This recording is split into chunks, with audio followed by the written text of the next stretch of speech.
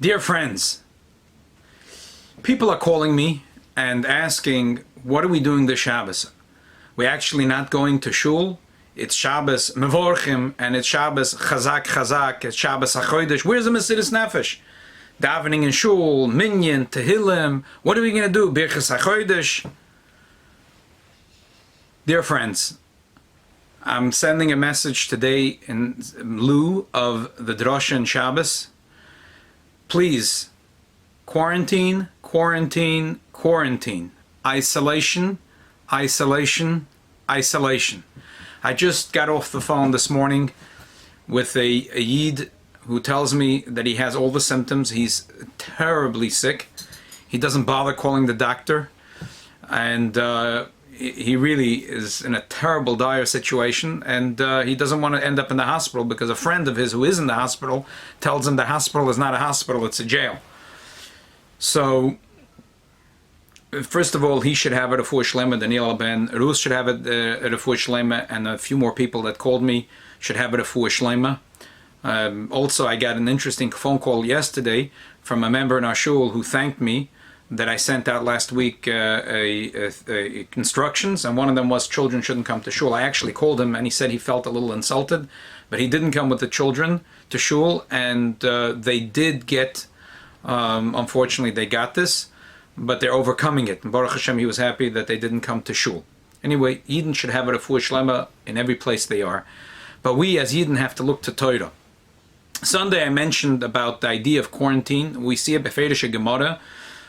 We spoke about this. I found that the Gemara in Baba Kama says, Ton Rabbanon Dever Be'ir Kanas Raglecha Shenemer Va'atem Lo Yiseitzu Ish Mi Pesach Beisei Ad Boiker, that if there's a Dever, people shouldn't go out of their house. And Rava would even close his windows. Afterwards, I heard that this Gemara is already going around and people are talking about this, but I didn't hear that people should talk about the Seforno, which is Seforno that we spoke about, that I found is Beferish. He said that the Beferish Adayan the Torah Shebeksav. The Seforno Pashas Keseitze says that's the whole idea of the quarantine of a Metzoida. Bodad Yeshiv said, because these a very catchy disease, and it could go, and we don't want other person to Chas V'Shalom catch it, and that's why we're careful and we have it Bodad Yetzer. The question is there anything positive in isolation? And definitely there is. We spoke about this the past Shabbos in the Rambam, who says that the idea of the isolation of a Metzoid is to elevate him to the level of tshuva. And we spoke about the 4 levels and the opportunity that each one has now to be at home and spend time with the family and spend time with themselves and daven with the Esek Koiches HaNefesh. But this week we find that there's something incredibly potent in the isolation and the self-imposed isolation of many of us. Many of you are familiar with the story of the Pekei Achivrim. This Shabbos we had a Fabrengen, and someone mentioned the story of the Pekei Achivrim, the story of Rabbi Yosef, of Bieshenkovitz, who was a Gaon Otzum. He knew Shas the way me and you know, Asher Yoshe Veisecha.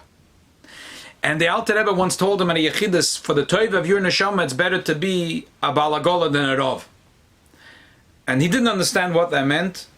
And it was already after the Petita of the Alter Rebbe, and once they came to him, a delegation of a Choshev, a community, and they asked him to be a Rov. And he realized that that's exactly what the Alter Rebbe meant, that he shouldn't be a Rov, but instead he should be a Balagola.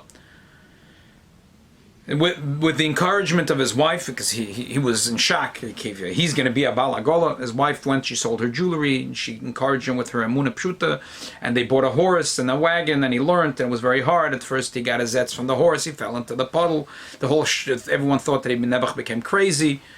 He was 14 years, he was a Balagola, and at the end he made one unbelievable Baal Tshuva, and for that Baal Tshuva the Mittel Rebbe wrote the Pekei Achivrim, and it was Kedai, the 14 years, that he should, to make this one Baal Tshuva. So this younger man said, told the Sikha from the Rebbe asked, 14 years he has to be a Balagola? Wouldn't it be good enough one day, maybe 1 year, 14 years? The Rebbe says it was worth the 14 years because eventually he got to the point of bittul. And when a person gets to bittul, that's where the biggest growth comes. Just like the seed, when you put it in the ground, when it when it rots, it's bittul, that's when it starts to sprout. That's when it starts the real growth. When Rabbi Yosef started being a balagola, he was still a choshev person. After 14 years being a taxi driver from Brooklyn to Manhattan and back, he was absolute bittul, and that's when it was able to be that he was the conduit to make this unbelievable Baal Tshuva. The same thing is this special week. Hachodesh hazeh lochem roish chodosh. That the Eibusha tells Moshe Rabbeinu, lochem Yisrael doimim leLevana umaynim leLevana. The Jewish calendar is based on the moon because the Jew is like the moon. Just like the moon is v'nifkadet ki pocket mashavecha. The moon hides. It's not there. It's in isolation. Where is it? It's gone. It's absolute bittul. And from there comes the biggest growth. And every month there's a new cycle. Even though per the month that the Kaim Asira Bashlemus is a full moon, spiritually he's full. Spiritually is absolutely full. That's when you start doing bittul. It's not a kunz for a shmata to be bittul. The Yushalmi say in Savishan, people that are somewhere in between, in Savishan is a shmata. In Savishan means to wipe. In Savishan is a shmata. If you're a shmata, to be a bittul is not a big deal. When a person has stature and is bottle, that is the kunz. And every month there's a new cycle where a yid grows in Avodas Hashem, and the yid gives away his entire to the Eibishter, but then there's even bigger than that, which is bittul. And it's dynamic. It's constantly, and that's why the word Chodesh is Chodesh, Chidush. Chidush means it's new. Every month there's something new in Avodas Hashem. Every month there's something new. Just this week was the chasana of Yitzchak Ronis, as fondly known in our shul, Rabbi Yitzchak Flatbusher. Firstly, mazel tov to him and the family. It was a beautiful wedding, and we will post pictures of Mirch Hashem and video of the chuppah. It was a deeply spiritual wedding. So at the wedding, I was an aide, and the other aide was Rabbi Kuti Feldman. He tells me, we're cousins. I said, no. He said, we both come from Klimovich. Oh, okay. Everyone in Klimovich is related. But he says, do you know exactly how we're related? So basically, the Yotosh Shalamet Beis, my grandfather had the schus that the Rebbe called him Mishpoche, Mezanach Mishpoche. What happened? The Alter Rebbe had a brother who had a grandson, the Baruch Tzadok, and he had a grandson, the Shmuel David, who's my grandfather. Not that far. So the Baruch Tzadok had many daughters. We come from the daughter Chana. He comes from the Masha Mala. He had a lot of daughters. So Kuti Feldman tells me that the one brother, the Baruch Tzadok, went to the other brother. He said, I don't know what to do with Masha Mala. I can't find her a shidduch. They say she's ugly. So the brother said, what's the big deal? I have a son. He's 14 years old. He's a good bacher. So the Baruch Tzadok says, oh, good. Why not? I'm asking. So the brother went home and he told his son, oh, we have a shidduch. He said, who? To your cousin, Masha Mala. He said, no, I'm not interested. She's ugly. He gave him a frask. Gave him a slap, and that's it. They went to the chuppah. Now, this Masha Mala was a character. I remember my Zayda, he had the Alzheimer's. We used to talk about his Baba sister, Masha Mala. No one would start up with Masha Mala. In general, there were a whole, this group of girls, the daughters of the Baruch Tzadok, they dominated this town, Klimovich. And the Masha Mala, Kiyadua, she used to wear tefillin, and many of the sisters wore tzitzis. There was a very strong pack of women, that pack of women. So there's an interesting thing here, which is that how do you write a get and how you write a ksuba? So the Lavush writes over here in Siman Kuf Chavav and Even Ezer.